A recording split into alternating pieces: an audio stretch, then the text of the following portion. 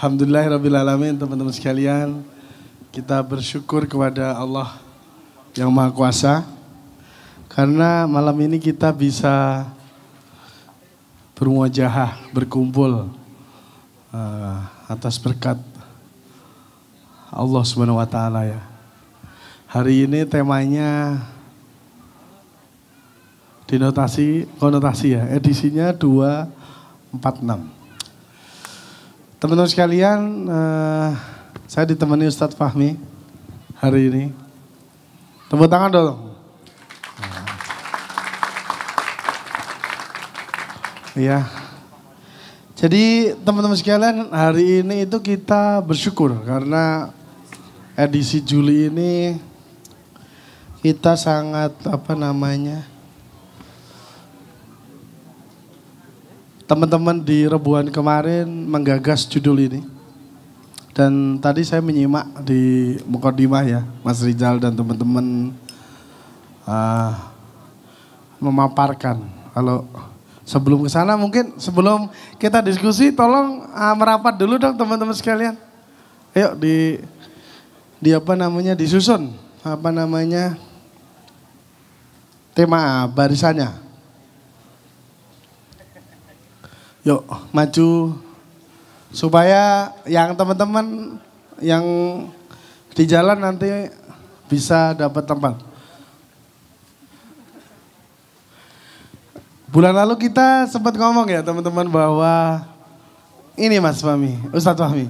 Bulan lalu kita sempat ngomong di IG kita itu kan selalu ada yang modus-modus tuh Mas. Nah, jalan bareng yuk, saya dari Cibitung gitu kan. Cari barengan. Bulan ini ada fenomena Mas. Kok nggak ada yang cari barengan gitu. Jadi memang jamaah kita itu. Berarti yang itu sudah dapat barengan. Oh iya, udah. Jadi sudah available. Nah, tapi lucu memang. Di bulan lalu kan cari barengan itu. Oh enggak. Ada baru yang lucu, tapi ntar. Oke Mas. Jadi saya menikmati dia gini. Cari barengan kok gak ada ya, itu udah. Itu gak ada yang nanggepin Mas. Ya, tepuk tangan dong ya komen. Karena teman-teman sekalian, tadi kan sudah diskusi itu panjang, lebar gitu ya.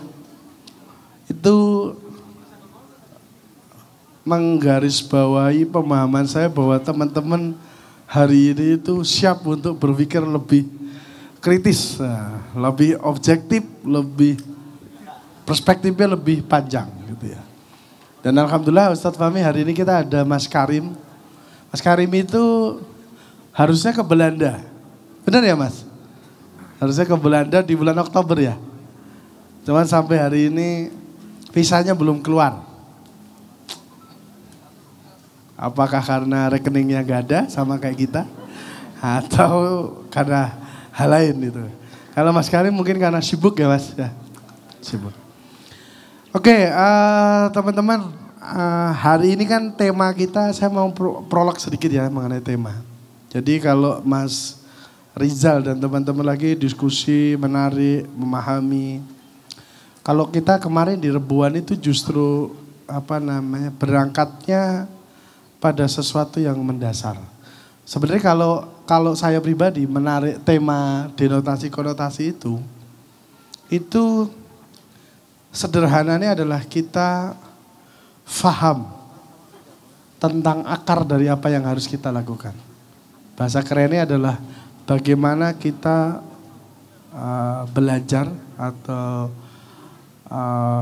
cara berpikir. Karena hari ini kalau kita ngambil sampling denotasi konotasi sangat banyak sekali. Dan kadang-kadang pemaknaan itu menjadi sedikit kabur ketika yang terjadi hari ini di kehidupan kita yang tidak kita sadari itu sangat kabur mananya. Kemarin dibahas gini.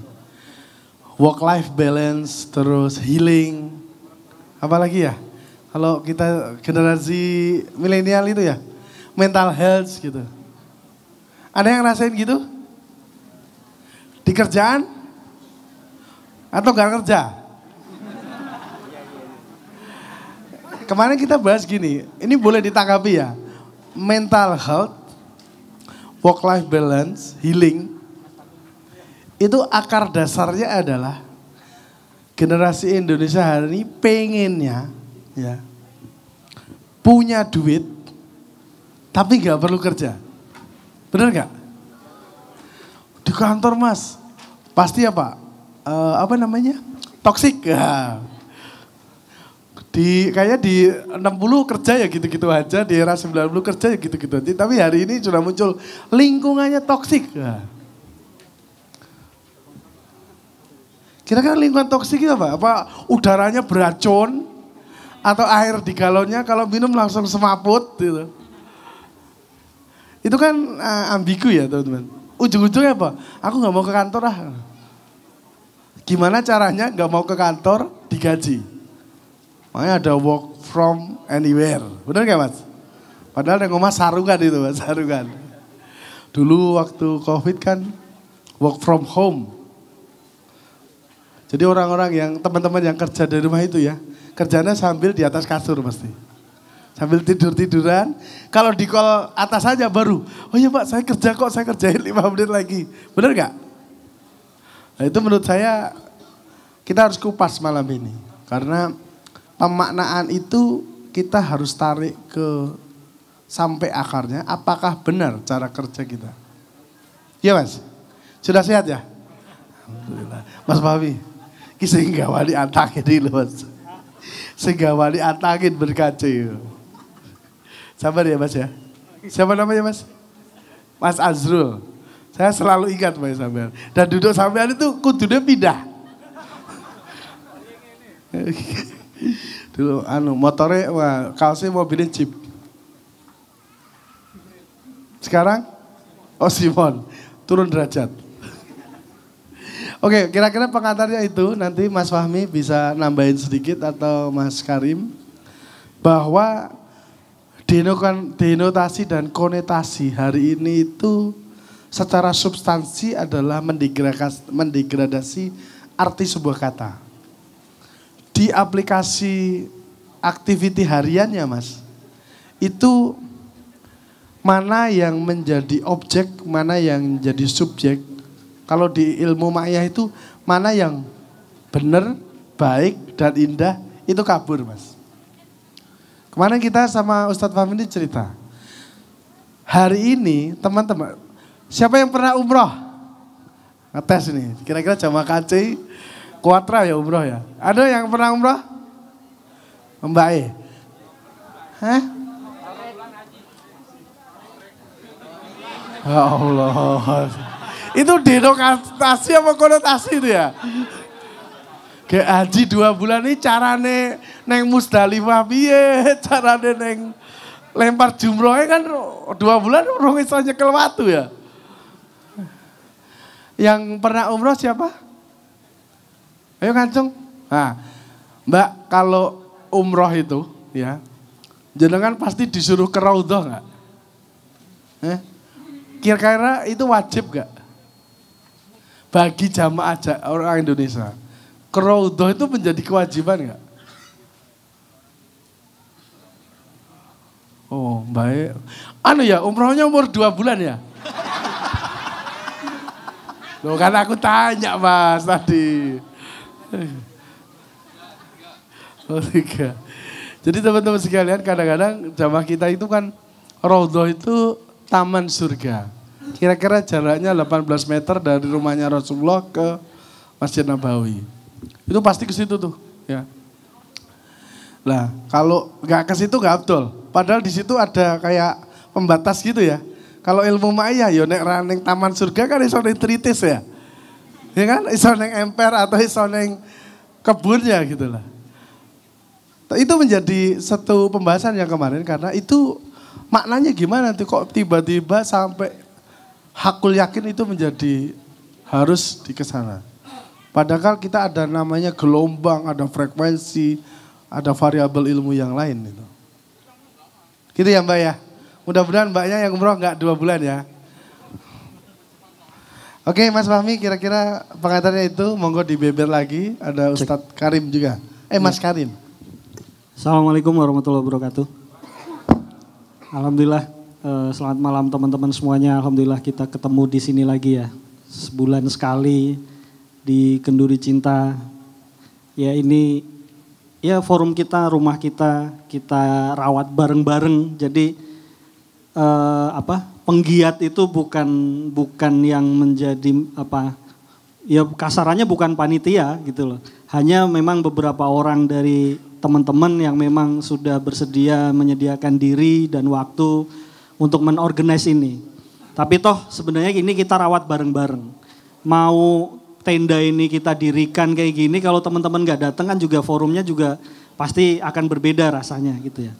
Tapi kan teman-teman juga punya peran di sini, punya peran, punya kontribusi juga lah intinya. Ya alhamdulillah 24 tahun ya berarti kan. 24 tahun lebih 1 bulan, karena bulan lalu kita kan baru merayakan, mensyukuri 24 tahun Kenduri Cinta. Nah ini yang tadi saya mau omongkan soal lucu ini. Jadi di komentar IG itu ada yang nulis, ayo taruhan wes, 50.000. Pasti ada pertanyaan, apa yang kamu dapat dari KC? Kamu ke KC atas alasan apa? Ayo taruhan wes. Yuk ada itu. Sing di wonge ya. Ya. Fenomenanya menarik itu. Artinya berarti saya ambil sisi positifnya. Oh, anak ini berarti menyimak. Gitu loh. Bahwa forum ini berlangsung bukan sekedar forum store kuping. Iya kan?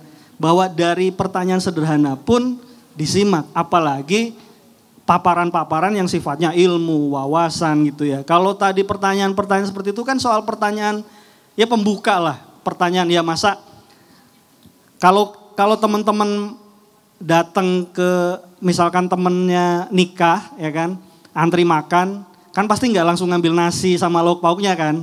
Ya cemilan dulu, kambing guling dulu, bakso dulu. Tidak langsung tiba-tiba bahas yang berat kan. Ya. Sama kita bagaimana ngolah forum ya seperti itu. Bahwa harus ada suasana keakrabannya gitu ya. Nah gara-gara komen itu tadi sesi pertama, Rizal jadi nggak nanya itu. Jadi nggak ada lagi pertanyaan, bensin taruhan tadi nggak menang gitu kan. Sing taruhan siapa ya? Ayo kacau ya? Enggak, minimal nanti dia yang taruhan akan ngenceleng 50.000. Karena taruhannya nggak situ. Gitu ya.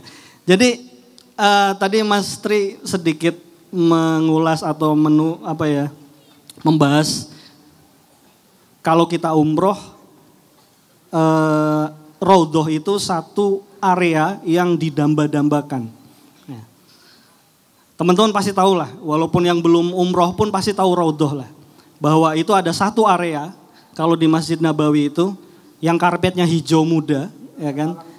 Ya, di sebelahnya makam Rasulullah, itu karpet hijau, maka itulah Raudhoh. Gitu. Tapi kan itu secara garis teritorial gitu. Maka kemarin di Rebuan kita ngomong, kita diskusi. Masa iya taman surga hanya seluas itu? Iya kan? Logis saja gitu. Ya bahwa itu kemudian dipatenkan oleh Takmir Masjid Nabawi, ya terserah gitu. Maksudnya adalah jangan sampai kita misalkan teman-teman punya kesempatan ke sana, itu jangan sampai menomorsatukan itu. Ini yang kenapa bahasan ini menjadi denotasi sama konotasi gitu loh. Bahwa Raudhoh akhirnya sudah menjadi konotatif. Karena yang dianggap ke sana adalah tujuannya ke Raudhoh gitu. Maka yang terjadi apa? Akan rebutan ke situ. Ya, seperti halnya Hajar Aswad. Nggak ada di rukun haji itu mencium Hajar Aswad itu nggak ada. Cari mau dari kitab manapun itu nggak ada rukun haji, rukun umroh itu mencium Hajar Aswad. Tetapi itu sudah menjadi konotatif karena dikapitalisasi segala macam sehingga ada calo nyium Hajar Aswad gitu ya. Ada calo masuk Hijir Ismail gitu. Ada calo biar mendekat ke makom Ibrahim gitu.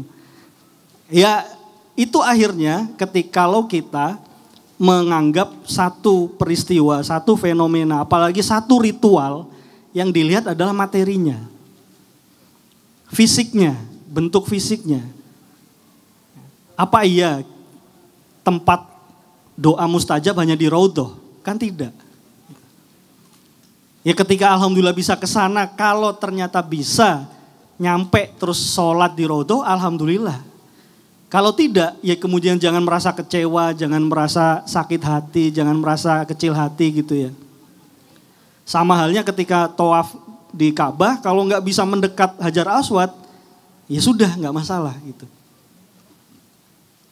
Jangan terjebak pada materinya, pada sisi fisiknya. Ini yang kemudian kita sebut dari konotatif tadi. Makanya tadi Mas Tri juga ngomong, bagaimana kalau healing tadi misalkan. Maka Mas Tri ngomong healing itu konotatif. Karena denotatifnya, maksudnya makna sebenarnya dari healing adalah kita bisa piknik, bisa santai-santai, pergi kemana, posting di Instagram, punya uang banyak tanpa kerja. Gitu.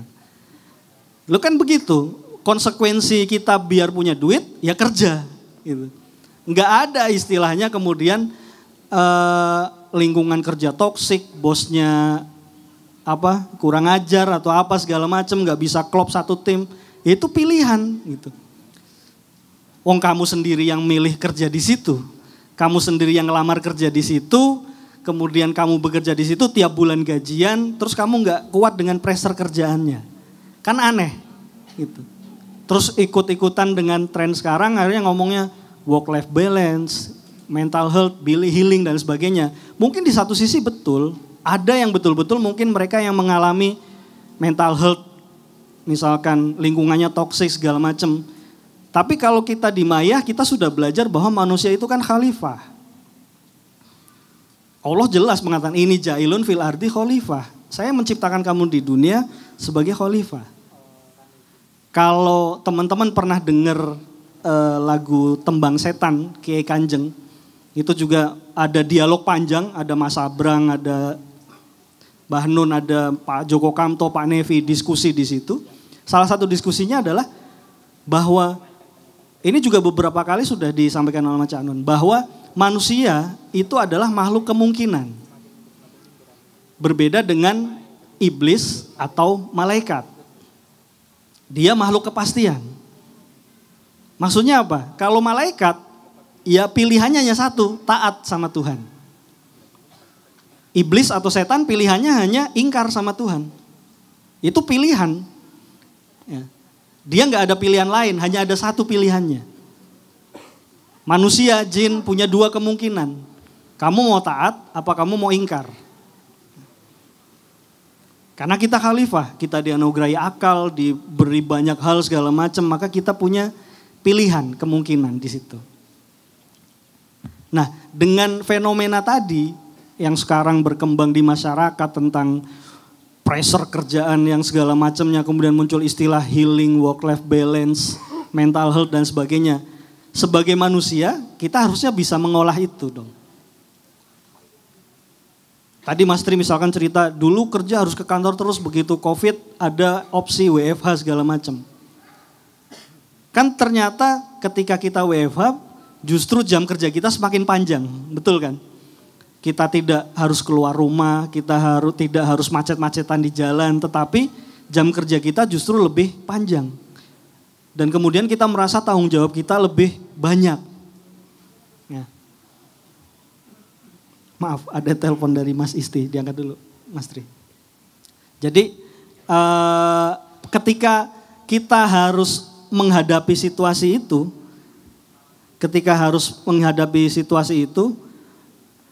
yang harus dilakukan kan manajemen waktu, gitu. Yang harus dilakukan manajemen waktu, kemudian sebentar, minta tolong Mas Gandhi atau siapa, Mas Isti sudah sampai di area tim. Jadi ketika kita menghadapi jam kerja yang panjang itu kan harusnya yang menjadi tantangan bagaimana kita memanajemen waktu kita, memanage waktu kita. Di situ tantangannya gitu. Bahwa ya kehidupan akan berevolusi gitu loh. Bagaimana kemudian peradaban berkembang, teknologi semakin maju, manusia ditantang untuk adaptif. Kalau Cak Nun pernah menyampaikan, kita adalah man of all seasons gitu loh. Manusia yang bisa beradaptasi pada segala musim. Artinya apapun yang sampai ke kita, ya mungkin pertama kaget, butuh adaptasi, butuh waktu. Tapi tidak kemudian ketika sudah melewati beberapa masa menghadapi sesuatu yang baru terus kemudian menolak, kan tidak. Ya mau nggak mau harus membiasakan diri, terbiasa, karena hidup juga harus terus berjalan gitu. Hidup terus berjalan, kita punya tanggungan, punya keluarga yang harus dinafkahi dan lain sebagainya, kita butuh makan dan lain sebagainya dengan kebutuhan-kebutuhannya, kan gak ada pilihan lain gitu.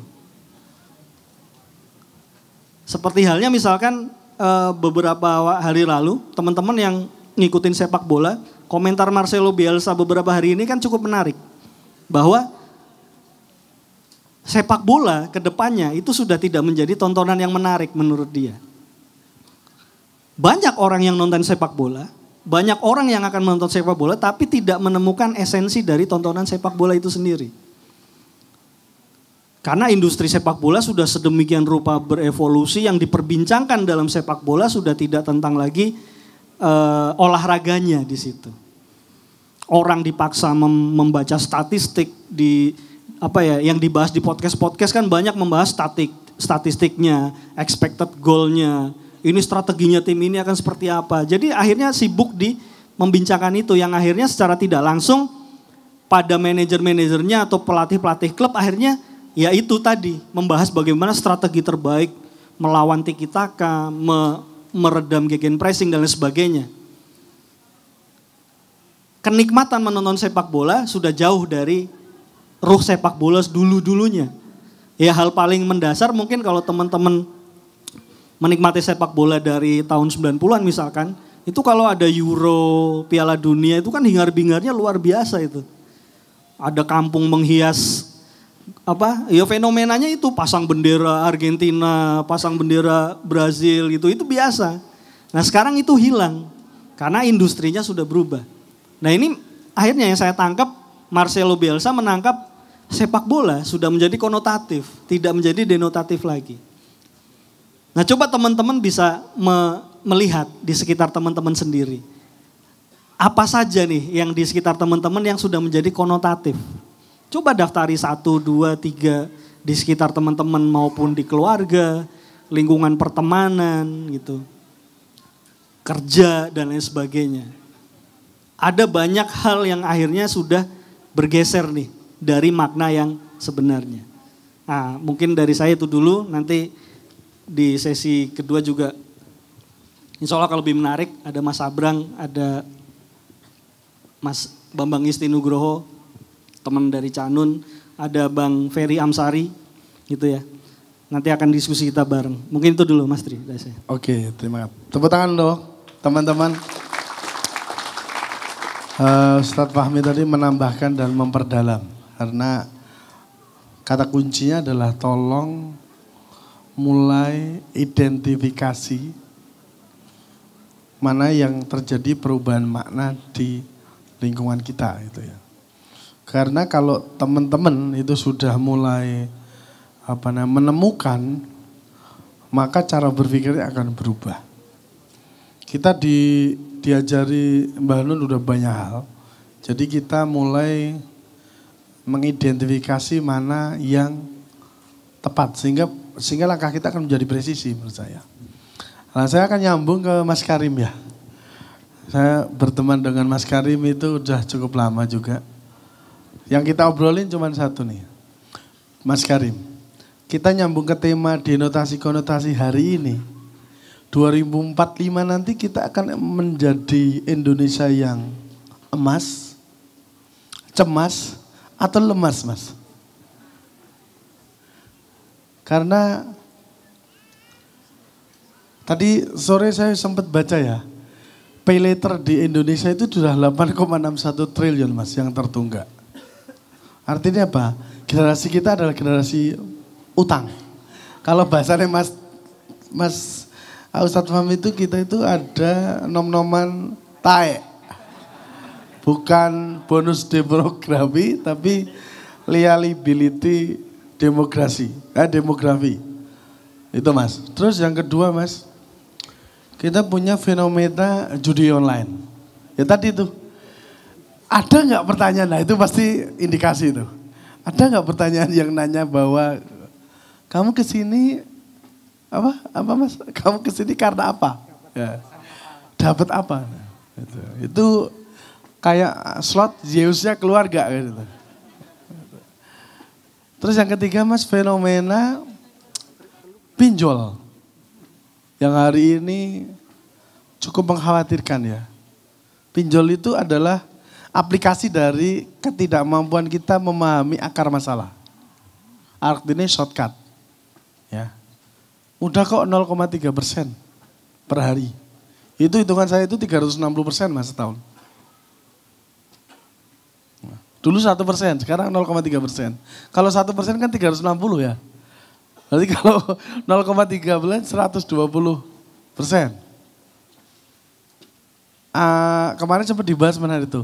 Apa sih yang menjadi jaminan ketika orang cukup nomor kamu didaftarkan dan KTP? Jadi agunannya adalah kontak. Itu yang tidak teman-teman sadari. Artinya privasi data akan ditarik habis-habisan. Lah Mas Farim, dari 3 fenomena itu kira-kira nyambung dengan tema ini gimana nih Mas Karim? Apa yang harus kita lakukan?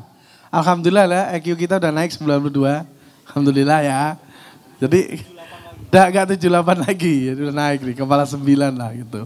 Meskipun tingkat literasi kita masih rendah gitu. Kira-kira gimana tuh Mas? Apakah kita lemas, cemas atau benar-benar emas? Silakan. Bismillah. Assalamualaikum warahmatullahi wabarakatuh. Teman-teman, emas, cemas atau lemas ya kira-kira. Tapi sebelum saya mulai, saya dapat justifikasi dari Mas Rizal tadi nanya bisik-bisik. Mas Karim, gimana sih caranya ngomong panjang di panggung gitu? Ya gak ngerti, ngomong aja. Mas, kalau ngomong panjang di panggung saya tahu. Gimana? Panjang. Itu kayak gitu. Bisa tak? Tapi saya tidak ingin melewatkan kesempatan ini seperti biasa kalau saya naik panggung. Saya ingin keikhlasan teman-teman untuk sedikit. 1 kali Al-Fatihah untuk Mbah Nun dan untuk pegiat KC yang konsisten istiqomah. Hampir 1/4 abad loh beristiqomah membuat forum ini. Semoga menjadi ladang ibadah dan mendapat keberkahan dari Tuhan Yang Maha Esa. Wa ala niyati kulli niyatin sholihah. Al-Fatihah. A'udzubillahi minasyaitonir rajim. Bismillahirrahmanirrahim. Ar-Rahmanir-Rahim. Maliki yaumiddin. Iyyaka na'budu wa iyyaka nasta'in. Teman-teman sekalian, mungkin beda dari edisi berikutnya, saya berdiri ya. Saya ingin sekali menghargai kreativitas teman-teman pegiat membuat tema ini. Coba teman-teman perhatikan. Ini sebelum Indonesia Emas Cemas tadi, coba perhatikan judulnya. Denotasi, konotasi, ada kendur cinta di atas. Tadi mungkin di Mukodimah sudah dijelaskan apa denotasi, apa konotasi sebagainya. Saya ingin pakai sedikit rumus saja, karena nanti ada Mas Sabrang agak. Ini tradisi intelektual malam ini sepertinya akan sangat kuat, ada Mas Ferry, ada Mas Sabrang. Sebagai pengantar mereka saya ingin mencoba otak-atik istilah ini kalau pakai rumus matematika atau fisika lah sederhana. Kalau ada 2 katakanlah terminologi yang dipakai menjadi judul, yang ada kesamaan kata-katanya, biasanya diapakan? Coret ya. Ada Mas Nanda, beliau ini diplomat di Perth, temannya Bu Ade Scarf kalau teman-teman suka lihat YouTube. Selamat datang Mas Nanda, semoga nanti bisa sharing juga ke kita. Kalau kita pakai, tepuk tangan dulu. Kalau kita pakai rumus matematika sederhana, kita coret yang sama, kata-kata yang sama itu apanya? Notasi ya. Anggaplah ini sebagai pemanis saja. Jadi tinggal apa? Deko atau kode. 2 itu bisa kita bahas malam suntuk sampai pagi ini. Bahwa ma'iyah itu selama KC khususnya, selama hampir 1/4 abad itu. Dia bicara pada tataran deko. Bisa dekonstruksi, dekolonialisasi, dekorasi apapun yang istilahnya deko. Mendekonstruksi ulang. Di Bali juga kurang lebih maknanya akan sedalam itu. Apa itu? Kode. Kita menemukan kode-kode baru yang selama ini tidak ditemukan di kampus, di ormas, di organisasi manapun. Artinya apa teman-teman sekalian? Ketika teman-teman memunculkan istilah denotasi konotasi itu pun, itu sebenarnya istilah konotasi semua. Ini kan sudah banyak di hasanah kita, hasanah Islam, Jawa, Indonesia, Batak segala macam.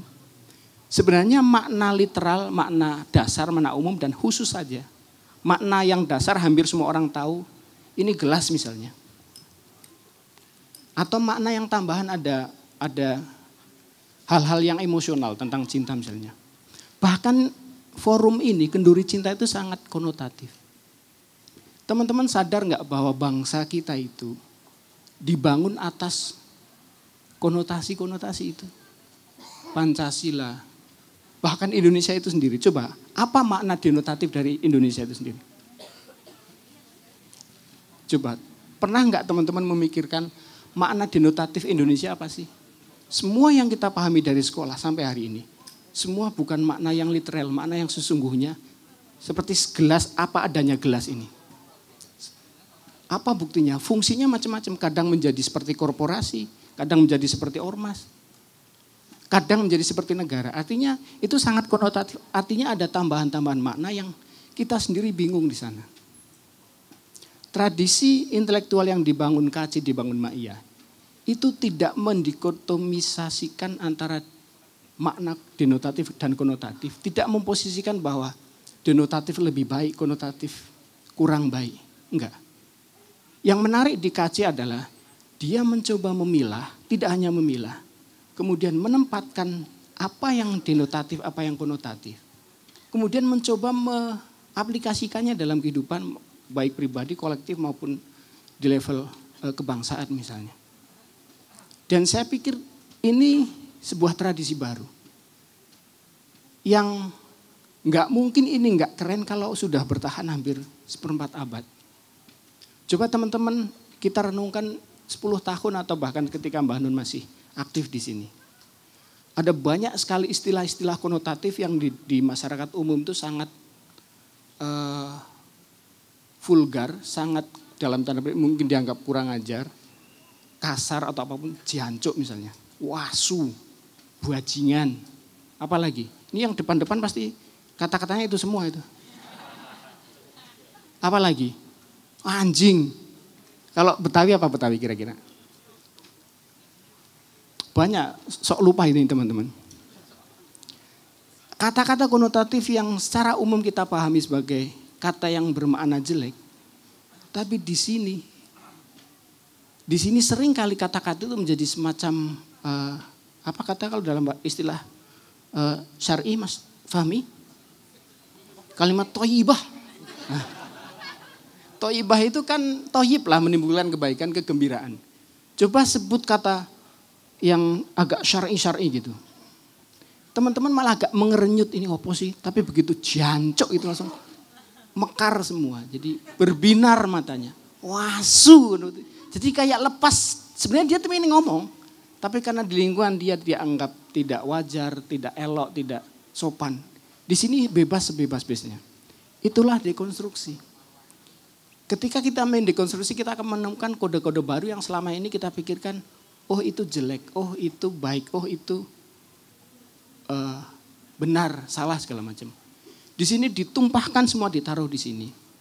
Bahkan penggunaan forum ini sebagai kenduri cinta. Kenduri kok cinta? Itu kan sudah konotatif yang sudah kebablasan itu. Kenduri ya kenduri. Ya ada, ini kenduri lah katakanlah di imajinasi kita tentang denotasi tentang kenduri. Tapi cinta, siapa yang bisa memaknai sedalam itu, mengkendurikan cinta gitu. Cinta kan sebuah ekspresi hubungan yang sangat personal. Tapi di sini jadi sebuah ekspresi kolektif, dikendurikan. Itu menurut saya sebuah tradisi intelektual yang sangat Indonesia. Coba teman-teman perhatikan. Secara geografis, posisi kita itu di tengah. Tidak barat, tidak timur, tidak utara, tidak selatan. Secara rasial, tidak mancung, tapi tidak pesek. Ya adalah yang agak pesek. Dia Nggak beda antara kutil sama hidung itu kadang mirip gitu. Tapi tetap ada hidungnya lah. Kulit juga nggak putih, nggak negro, nggak hitam sekali. Coklat bosok lah. Sawo bosok. Tapi itu indah, di mata orang bule itu sangat indah. Di mata orang hitam juga mereka mendambakan kulit semacam ini. Jadi sudahlah. Semua tentang idiom keindonesiaan itu adalah idiom-idiom dekonstruksi tentang apa yang ada di dunia ini. Itu adalah kode-kode baru yang layak kita syukuri. Dan malam ini teman-teman KC harus kita apresiasi menghadirkan kembali kesadaran-kesadaran itu sehingga kita tidak larut. Coba perhatikan, pemilu terakhir itu sangat konotatif. Semua idiom yang digunakan, kampanye-kampanye yang diusung, kemudian jargon-jargon yang dikeluarkan, itu semuanya konotatif. Dan kita sangat suka dengan itu. Kita sangat menyukai hal-hal yang konotatif. Coba ini judulnya diganti misalnya, bukan kenduri cinta. Kenduri beras, itulah nggak menarik. Kita sangat menyukai hal-hal konotatif karena estetika itu tinggi, estetika kita itu tinggi. Dan tadi dari awal juga banyak ada puisi, ekspresi puisi, lagu segala macam yang diekspresikan dengan konotasi yang tinggi. Nah KC, Maiyah itu mencoba membangun kesadaran bahwa dua makna ini tidak salah benar loh. Dia punya kalau bahasa Barang utilitarianisme. Dia ada fungsinya masing-masing. Dan kita belajar bersama-sama bagaimana menempatkan itu sesuai porsinya, sesuai waktunya, tempatnya. Sehingga pada ujungnya nanti, matriks ini kan matriks konotatif dari barat. Mohon maaf jika saya menggunakan terminologi Islam. Islam itu lengkap sekali. Dia tidak hanya baik, buruk, benar, salah, denotasi, konotasi. Dia ada wajib, sunnah, mubah, makruh, haram, lengkap loh gradasinya. Dan kita bisa menilai, merasakan di mana sih posisi kita. Maiyah tidak mendefinisikan matriks 5 itu sebagai hukum fikih, tapi merefleksikan kedirian, kehadiran eksistensi kita di masyarakat. Kita manusia wajib, sunnah, mubah, makruh atau haram. Untuk diri kita sendiri, keluarga kita, masyarakat kita. Ya teman-teman bisa eksplorasi lah wajib itu seperti apa yang. Pokoknya kamu itu harus ada di sini, itu wajib. Yang sunnah ya, sebaiknya ada. Kalau saya Mas Simon itu. Oh, Mas Simon ini wajib. Makruh ini. Dan sampai dengan haram, kalau bisa kamu nggak ada di sini. Nah saya pikir ini sebagai pancingan untuk kita bahwa kita punya hasanah yang lebih dari ini. Ini hanya kode dan cara kita mendekonstruksi yang selama ini kita pahami. Sehingga menjawab tadi Mas Tri soal Indonesia Emas, itu juga hanya sekedar konotasi-konotasi. Ya sebenarnya bukan konotasi baru, sudah lama tapi rekonstruksi ulang. Untuk membuat kita ya lupa pinjol tadi. Lupa judi online tadi, wong tiap hari juga kita hadapi. Anggota DPR juga pinjol judi online kok. Nggak usah nyalain kita lah, wong kita tuh suka kayak gitu kok.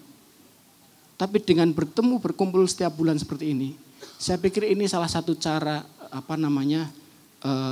sedekah kita, energi waktu kita untuk membangun kembali kesadaran tentang keindonesiaan yang lebih lengkap dari itu. Itu mungkin Mas Tri. Tepuk tangan dong Mas Karim. Kayaknya masih disimpan tuh Indonesianya lah. Nanti kita sembari diskusi dengannya. Mungkin Mas Rizal mau respon?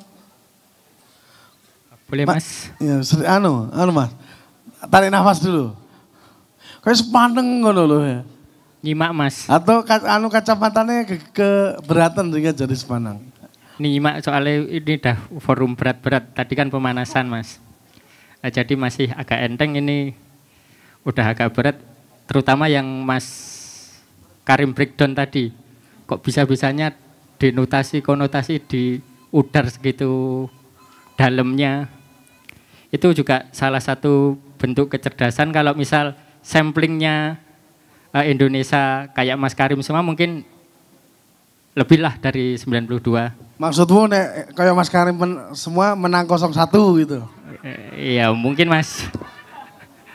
Jadi soal EQ tadi Mas, 78 kok jadi 92. Apakah ini samplingnya dengan sampling yang sama atau berbeda? Itu kan juga jadi pertanyaan Mas. Mungkin yang sebelumnya samplingnya orang-orang di luar jamaah KC, sekarang kan yang jadi 92 itu salah satunya teman-teman jamaah KC ini. Atau berkebalikan, yang kemarin sampling jamaah KC sekarang bukan. Ada kemungkinannya juga Mas. Tapi saya meyakini bahwa teman-teman ini di atas rata-rata yang kemarin Mas. Kalau yang kemarin kan 74,8, mereka di atas rata-rata itulah mungkin 76. Untuk denotasi konotasi itu mungkin saya akan mencoba mengarahkannya ke pergeseran makna. Kalau yang tadi sempat saya bahas, pemerintah itu abdi negara udah jadi makna yang sebenarnya atau yang tidak sebenarnya, atau jangan-jangan itu cuma doa yang tak kunjung kabul, yang realitanya sebagai, maaf ini sebagian besar ya jongos oligarki. Jadi untuk pemaknaan itu penting karena dalam suatu penamaan itu juga ada unsur tujuan. Seperti polisi adalah pengayom masyarakat, yaitu emang tujuannya untuk mengayomi masyarakat, jangan sampai tergeser menjadi konotasi yang buruk. Jadi pengayoman masyarakat itu sudah bukan tujuannya. Mungkin pendek dulu Mas Tri. Ya karena abot ya. Masih karena berat abot Mas. ya Mas. Oke Mas, tepuk tangan buat Mas Rizal dong. Aduh.